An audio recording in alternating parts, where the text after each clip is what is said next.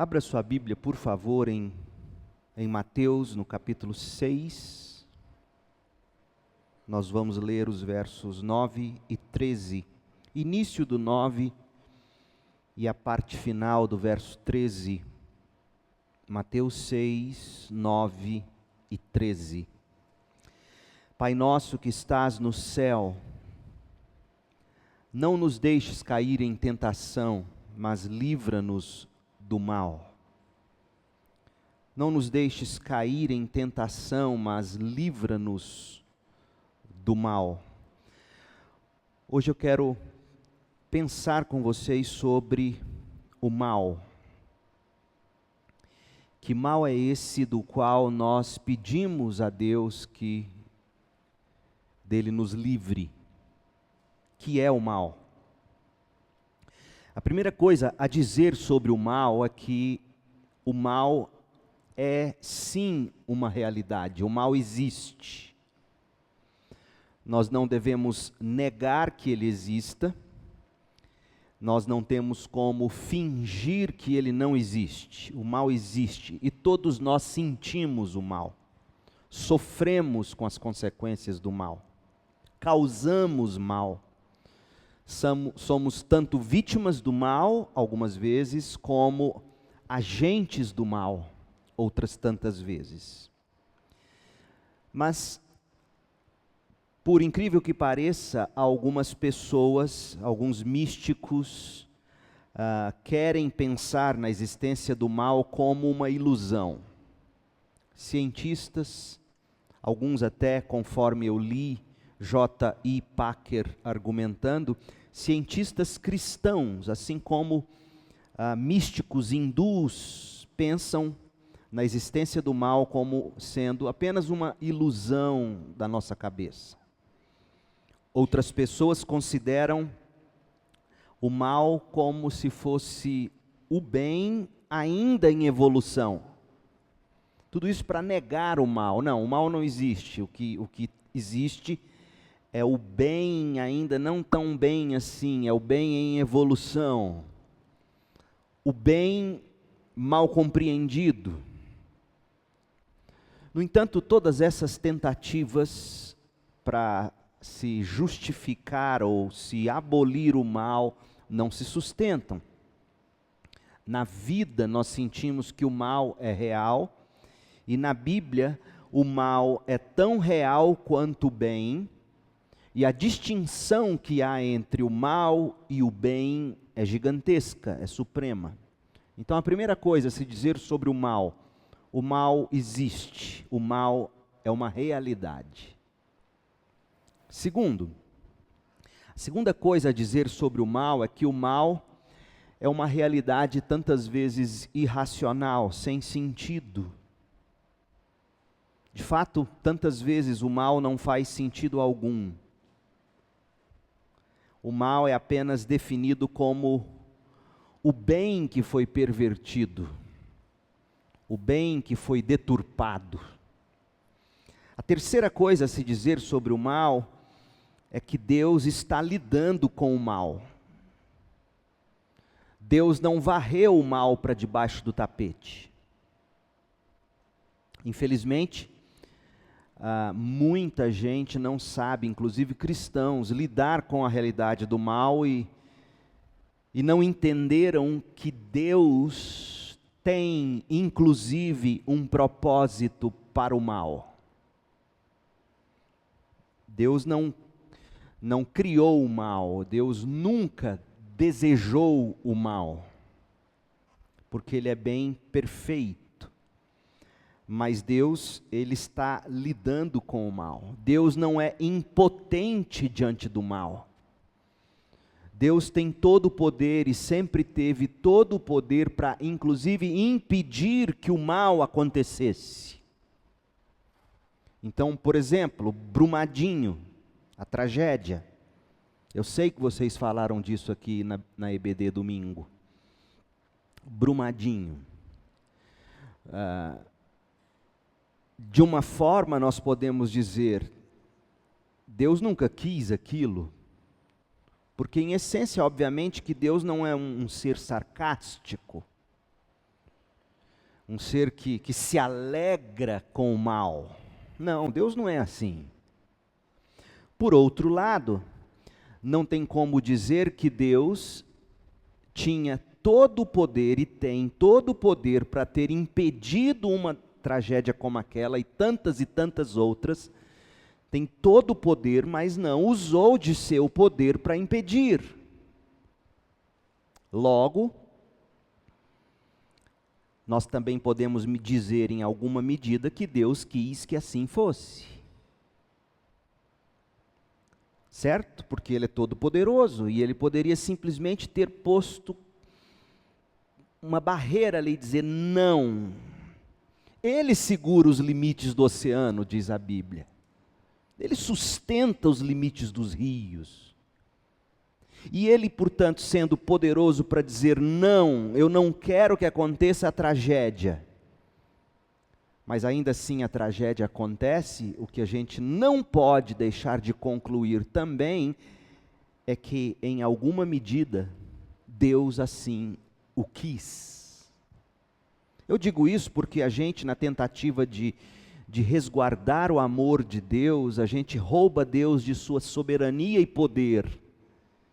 E aí a gente fica com um Deus cheio de amor, um coração de Papai Noel, impotente diante de tragédias como o Brumadinho, e aí a gente diz assim, é como se Deus dissesse, não, eu não quero isso, pelo amor de Deus. Deus não é assim. Então, diante de qualquer tragédia, Deus não se alegra com o mal. Mas se Ele é poderoso para impedi-lo e não impede, em alguma medida, Ele assim o quis. Não queira guardar o amor de Deus, roubando dele o seu poder, a sua soberania. Deus está lidando com o mal. E Ele lida com o mal ao custo do Filho de Deus, do seu Filho eterno, que morreu na cruz do Calvário. O Senhor Deus mesmo assumiu a responsabilidade de transformar o mal, todo o mal, em bem. Ele triunfou sobre o mal na cruz, como está dito em Colossenses 2. E no final, a segunda vinda de Jesus, quando Deus finalmente lançar no lago de fogo o inferno, o diabo e seus anjos e todos os que não creram em Jesus Cristo, Ele vai triunfar definitivamente sobre o mal. Portanto, Deus não está pego de surpresa diante de todo o mal do mundo. Deus está lidando com o mal. Ele triunfou sobre o mal na cruz. Colossenses 2, versículo 14, diz assim: Deus cancelou o registro de acusações contra nós, removendo-o e pregando-o na cruz. Desse modo, desarmou os governantes e as autoridades espirituais e os envergonhou publicamente ao vencê-los na cruz.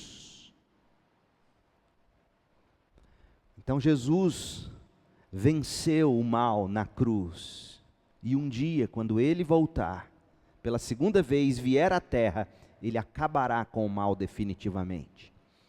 O Senhor triunfou sobre o mal na cruz do Calvário, e um dia, quando Ele voltar, Ele triunfará definitivamente. E naquele dia, o cristão espera ver que todos os seus desentendimentos com o mal, dentro da gente, ao redor da gente, nós vamos perceber o seguinte, grave bem isso, no fim das contas nós vamos perceber o quanto o mal terá servido para o nosso bem maior.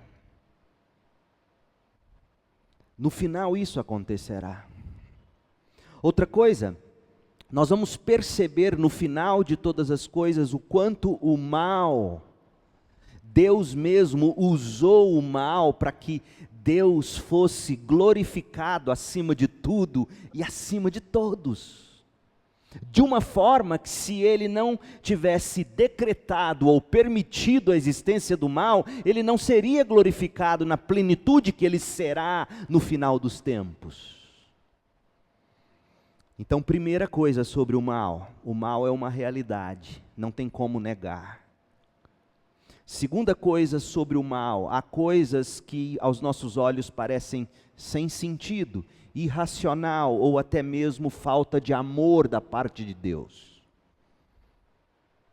Coisas que ainda não conseguimos explicar, mas em terceiro lugar, não se esqueça, Deus está lidando com o mal. Ele não fica chorando nos cantos dizendo: meu Deus, eu não queria que fosse assim. Agora, pense comigo sobre dois tipos de mal. Mal significa maldade. E o efeito da maldade, o efeito do mal é arruinar, é desperdiçar, é eliminar a bondade. O efeito do mal, o mal em sua maldade, tem como objetivo arruinar a bondade. Desperdiçar a bondade, eliminar a bondade. O mal é isso em essência. Você olha, por exemplo, de novo para Brumadinho, e a tentação dos céticos é arruinar a bondade de Deus, dizendo: como que um Deus bondoso permitiu isso? O mal vem para arruinar a bondade de Deus, o mal vem para desperdiçar, despedaçar, eliminar a bondade de Deus. O mal é maldade. Agora, existem dois tipos de mal. Primeiro, existe a maldade fora de nós, externa a nós. A maldade das circunstâncias. E essa maldade externa a nós, ela existe em forma de problemas, tristezas, necessidades, doenças. Qualquer adversidade é uma forma de mal ou de maldade. E as circunstâncias, elas vão se tornando más quando nos infligem mais dor e mais frustração do que a gente é capaz de tornar em bem, ou de ver algum bem. Então, maldades externas, então problemas, tristezas, necessidades, doenças, qualquer adversidade, elas infligem sobre nós em alguns momentos frustrações tamanhas, medos, temores, que a gente diz: não tem como sair algum bem de tudo isso.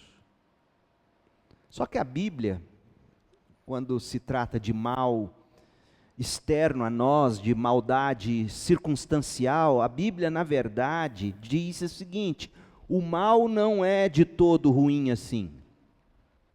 Você pega, por exemplo, a história de grandes homens, Beethoven. Eu amo escrever minhas mensagens ouvindo música clássica, especialmente Beethoven e Mozart. Beethoven, por exemplo, ele ficou surdo e ainda assim compôs. Algumas de suas mais belas composições nasceram quando Beethoven, pasmem, já era surdo. Então, Beethoven conseguiu transformar a frustração da surdez em bênção. E aí alguém poderia pensar: como ele conseguiu compor sendo surdo? Lembre-se de que música é pura matemática. Quantas pessoas não são capazes de pegar, por exemplo, a dor da solidão, a dor de alguma enfermidade, algum problema, alguma maldade, e transformar isso em bem? Deficientes físicos, deficientes emocionais, crônicos, enfim. Olha o que o salmista diz, Salmo 119, 71. Ele vai dizer o seguinte: se não fosse o sofrimento, eu não teria aprendido tanto de Deus, na palavra de Deus. Olha o que ele diz: O sofrimento foi bom para mim, Salmo 119, verso 71. O sofrimento foi bom para mim. Veja que o sofrimento, por pior que a princípio nos pareça, ele pode sim ser bom para nós. Por quê? Porque Deus está lidando com o mal. O sofrimento foi bom para mim, pois me ensinou. Sofrimento ensina, me ensinou a dar atenção a teus decretos. Quem sofre, aprende. Pastor Arildo me lembrando aqui, antes de começar o culto, a grande afirmação de Lutero, o reformador, quando ele diz que a vida bem vivida e amadurecida na presença de Deus é fruto de 3 coisas: oração, meditação e provação. Oração, meditação e provação. Lutero disse isso, Lutero viveu isso, ele sabia que o sofrimento era bom para ele, porque o sofrimento ensinou ele a dar atenção aos decretos de Deus. E aí o salmista continua, e aliás, pastor Arildo, essa frase de Lutero, ela nasce, o pastor deve se recordar disso, ela nasce precisamente do estudo de Lutero no Salmo 119.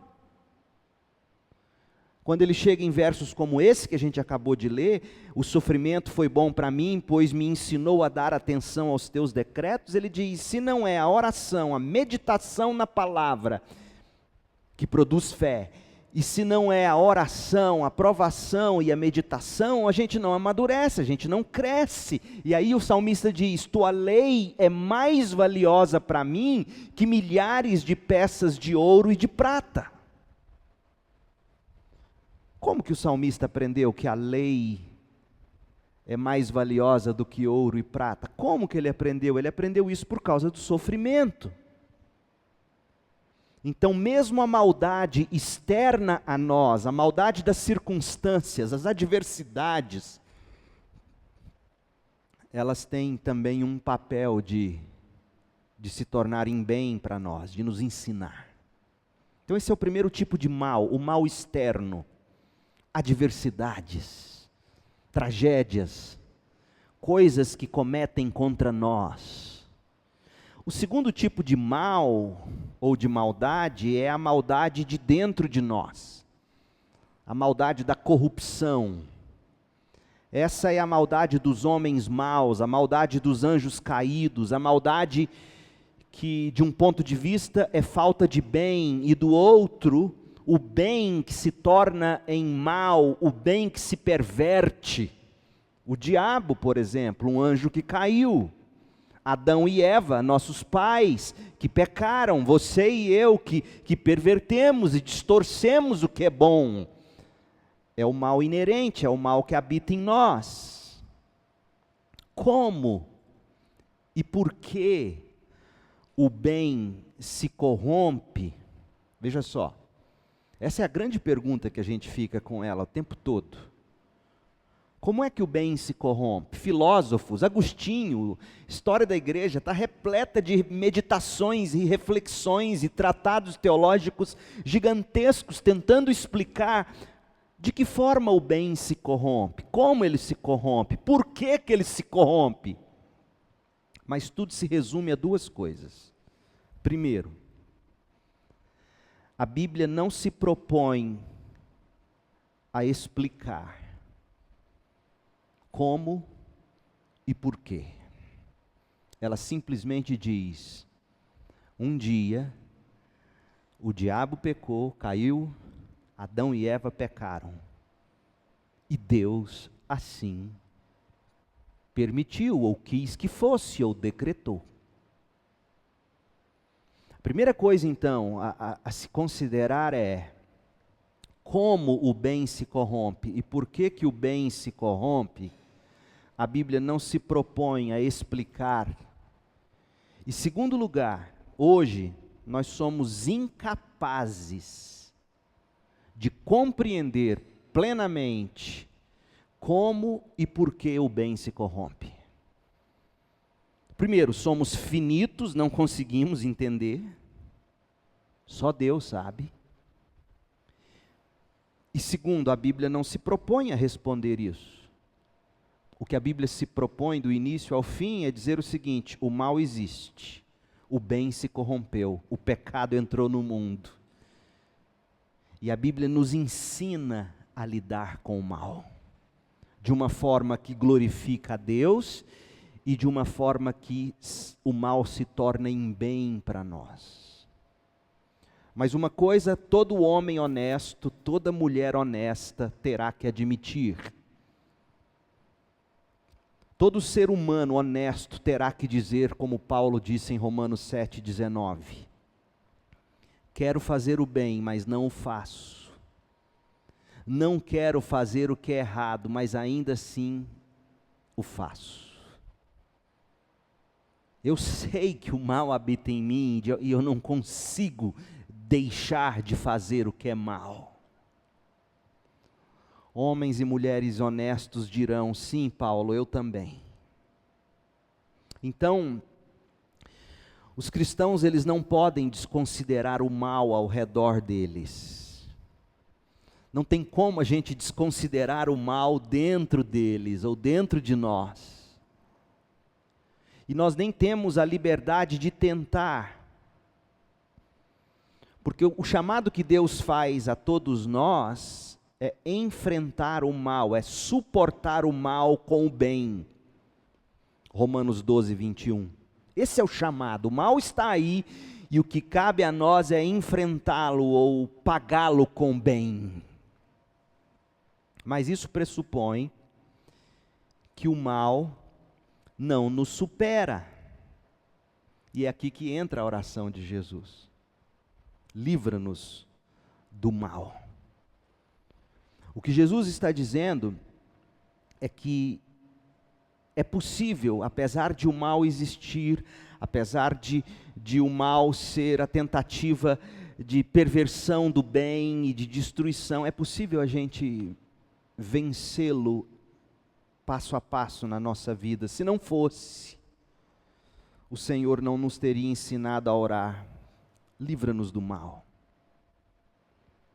Algumas pessoas dizem que essa expressão em Mateus 6,13, mal, livra-nos do mal, significa mal de forma geral.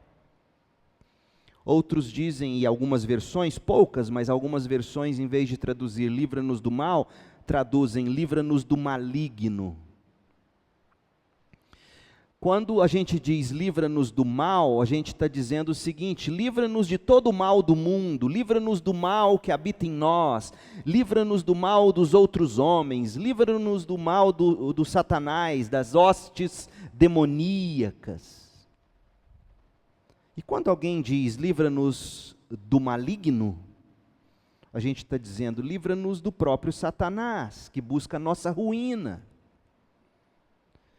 Livra-nos de tudo o que Satanás explora para nos arruinar, para nos matar, para nos destruir. Livra-nos daquilo que o diabo mesmo pode usar. A impiedade do mundo, a pecaminosidade do nosso coração, a carne. Então ambas as traduções chegam no mesmo lugar. Livra-nos do mal, livra-nos do maligno, dá na mesma. E a grande lição é que Jesus, quando nos ensina a orar, Ele está nos dando uma promessa. Se nós buscarmos a libertação do mal, nós encontraremos. No momento em que a gente clama, livra-me do mal, Deus começa uma operação resgate. E Ele vem ao nosso encontro. E Ele cuida de nós. Quando eu estava pensando hoje, preparando para essa mensagem, eu me lembrei de uma passagem em Daniel, Daniel capítulo 10. Abra lá. Daniel 10, versículos 12 e 13. Daniel está orando a Deus, pedindo entendimento. Ele quer entender a revelação de Deus para ele. E aí, a narrativa caminha, e no verso 12 de Daniel 10, nós lemos que um enviado de Deus aparece para ele, para Daniel, e diz: não tenha medo, Daniel, pois desde o primeiro dia em que você começou a orar por entendimento e a se humilhar diante de Deus, seu pedido foi ouvido. Eu vim em resposta à sua oração. Por 21 dias, porém, o príncipe do rei da Pérsia me impediu. Eu concordo com John Piper, que diz que esse texto parece nos indicar que o diabo tem anjos seus estratégicos espalhados pela face da terra. Já que se trata de um exército do mal, todo exército tem sua hierarquia. E o que parece sugerir aqui é que esse demônio responsável estava encabeçando uma maldade tremenda contra Daniel.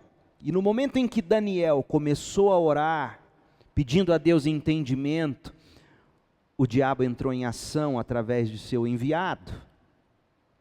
É curioso que o texto diz que durante o tempo em que Daniel orou e jejuou por 21 dias, essa batalha espiritual estava acontecendo.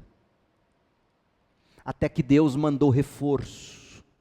Então, Miguel, o arcanjo, um dos príncipes mais importantes do céu, veio me ajudar a esse mensageiro que Deus já tinha enviado, mas que o príncipe ou o demônio que cuida do rei da Pérsia impediu. E aí ele entra nessa luta, Daniel orando, Daniel jejuando, aí Deus manda reforço. E eu deixei ali com os reis da Pérsia, agora estou aqui. Enquanto Miguel ficou lá batalhando, livrando você do mal, eu estou aqui para esclarecer o que você pediu a Deus. Gente, essa passagem é tremenda, ela nos mostra uma realidade espiritual que a gente não vê e muitas vezes nega existir. Quando a gente chega diante de Deus e diz: Deus, livra-me do mal, diz isso com fé, diz isso com esperança, diz isso descansando em Deus. Agora veja, é importante essa passagem de Daniel, porque em momento nenhum a gente está aprendendo a orar repreendendo demônios territoriais. Dizer que eles existem não é dizer que você tem que orar amarrando eles, porque em lugar nenhum do texto Daniel orou assim. Daniel orou, nem orou por isso. Daniel queria entendimento bíblico. E o diabo, através de seu anjo, que é chamado aqui de príncipe, da mesma forma que Miguel é chamado de príncipe, e aí esse demônio, na verdade, ele age para impedir que Daniel compreendesse a Bíblia, e Deus mesmo, sem Daniel pedir, amarre o príncipe da Pérsia, Deus mesmo se encarrega de enviar Miguel como reforço. A Bíblia simplesmente nos ensina a orar assim: Senhor, livra-me do mal. Jesus ensinou a gente a orar assim. Você acha que se a gente tivesse que ficar mapeando o demônio, qual é o demônio que fica na 24 de outubro com Pouso Alto? Qual é o demônio que fica na Anhanguera com a Avenida Goiás? Você acha que se a gente tivesse que orar detectando onde, qual é o demônio, Jesus não teria nos ensinado? Que eles existem. E para mim, Daniel 10 é óbvio. Agora, a forma de se combatê-los é simplesmente ir ao soberano do universo e dizer: Senhor, eu vou começar a evangelizar aqui em Campinas. E eu te peço uma coisa: livra-me do mal. Livra a mente daqueles que deverão ouvir o Evangelho, livra a mente deles do mal. E Deus vai se encarregar de destacar Miguel e quantos anjos e arcanjos forem necessários para cuidar dos demônios que tiverem que ser calados. Deus mesmo cuida do destacamento. Não cabe a nós dizer, é esse, é aquele, o nome é tal, está na rua tal, amarra aqui, desamarra lá. Não, Deus, livra-me do mal. Ele sabe o que fazer. Livra-me do mal. É assim que Jesus ensinou a orar. É curioso que Paulo, quando ele entra em Éfeso, por exemplo, quando ele entra naquelas cidades todas do Império Romano, todas pagãs, com altares e ídolos, ele entra em Atenas, e a Bíblia diz em Atos que o espírito dele se entristeceu diante de tantos altares e deuses, e você não vê Paulo amarrando o demônio. Você acha que ele não sabia que os demônios estavam lá? Claro que sabia. Ele mesmo vai dizer, nossa luta não é contra carne ou sangue, mas principados e potestades. Ele sabe que elas estão lá, sabia que elas estavam lá. Como é que ele ora? Ele deve ter orado como Jesus ensinou a gente a orar. Deus, aqui estou eu em Atenas. Deus, aqui estou eu em Éfeso. Eis aí os demônios, o Senhor sabe, livra-me do mal. E sem paranoia ele prega o evangelho. Assim é o crente. O mal existe, ele existe na forma de demônios, do diabo, da carnalidade do nosso coração, das tragédias que acontecem. Deus nunca é pego de surpresa, e sempre que um crente age ou ora e os demônios e o diabo entram em ação, Deus mesmo cuida de amarrá-los ou de fazer o que tiver que ser feito. Então, gente, creia nisso, entenda isso. Brumadinho, Deus chora por aquilo, eu tenho certeza. Como Jesus chorou diante do túmulo de Lázaro, chorou com a morte. Impressionante Jesus ter chorado ali, porque Lázaro ressuscitaria, ele mesmo ressuscitaria Lázaro em segundos. Mas ao mesmo tempo que Deus chora, a gente não pode dizer, Deus não quis que fosse assim. Porque se de fato Ele não quisesse, não teria acontecido. Eu não sei como as pessoas conseguem se consolar crendo num Deus que não quer, e ao mesmo tempo parece que fica ali como se não tivesse poder para impedir. Meu Deus é soberano. O Deus das Escrituras, Ele chora diante do mal. Mas Ele mesmo diz que rompam as comportas. Porque todas as coisas, eu estou lidando com o mal, todas as coisas cooperam para o bem daqueles que amam a Deus.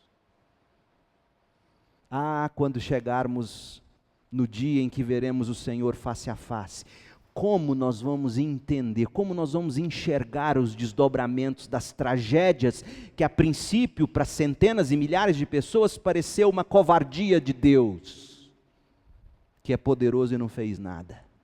Mas que nós vamos olhar e vamos dizer, quanta sabedoria em tudo que Deus fez. Quanta sabedoria, porque sabe como eu vejo Brumadinho? Sabe como eu vejo as tragédias que acontecem todo dia, toda hora? Presta bem atenção aqui. São trombetas do Apocalipse.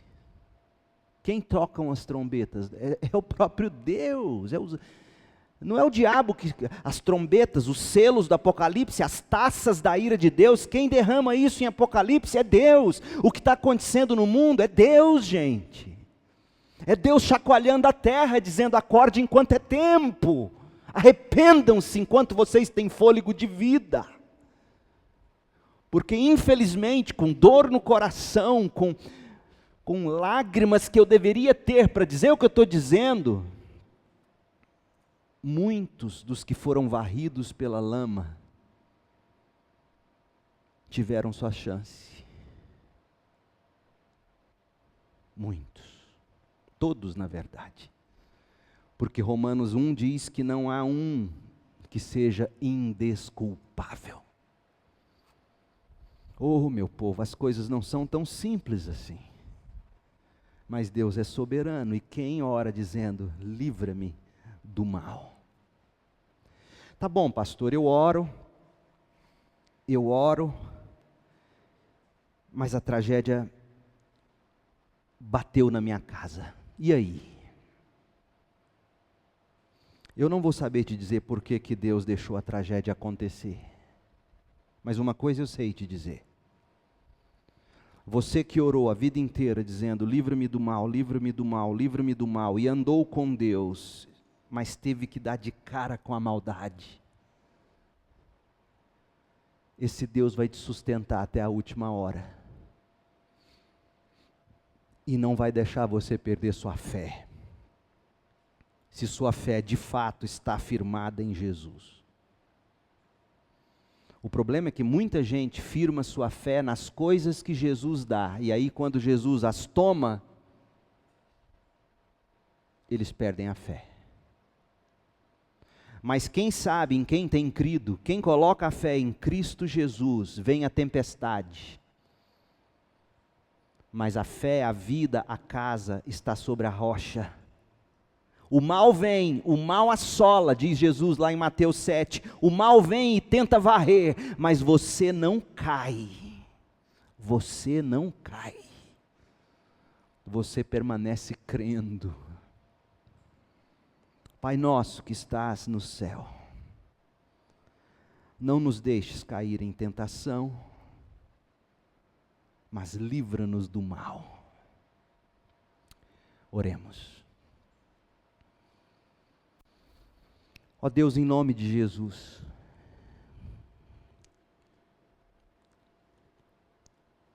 como esse tema é difícil, como é complicado para a mente humana aceitar que um Deus soberano, poderoso e também amoroso, gracioso, decreta e lida com o mal. Deus, não permita que minhas palavras sejam distorcidas. Eu pisei em terreno muito alagadiço.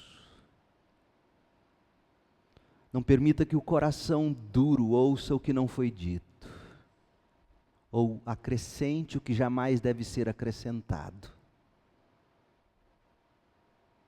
Que a gente sim chore com os que choram. Jesus chorou diante de Lázaro. Mas que a gente creia,